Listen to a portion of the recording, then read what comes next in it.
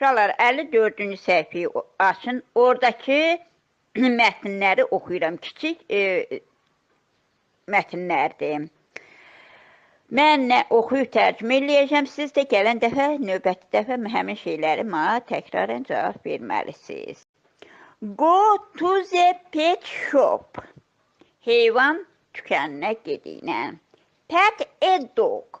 Uşaqlar, pet sözünün mənası şillə vur deməkdir. İtə bir şillə vur. Oh, your finger, uf deyir, sənin barmağın. Yəni, itə şillə vuranda it yəqin sənin barmağını dişlədi. Eləmi? Bəli. Altındakını oxuyuruq balam.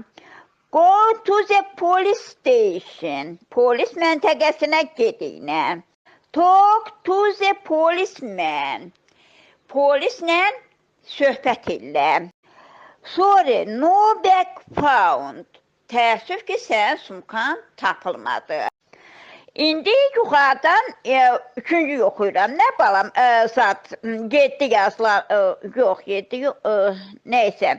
Go to the bus stop. Avtobus dayanacağına get. Get on the bus. Avtobusa minin. Your school bag is heavy.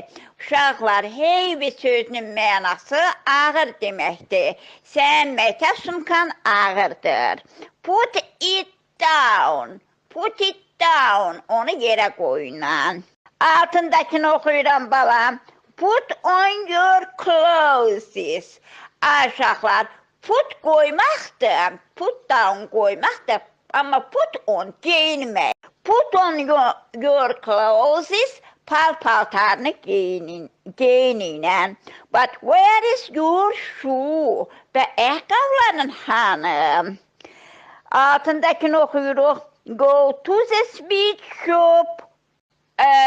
Şirniyyat dükkanına get. Buy a lollipop. Lollipop alınan. Oh, there is no money in your pocket.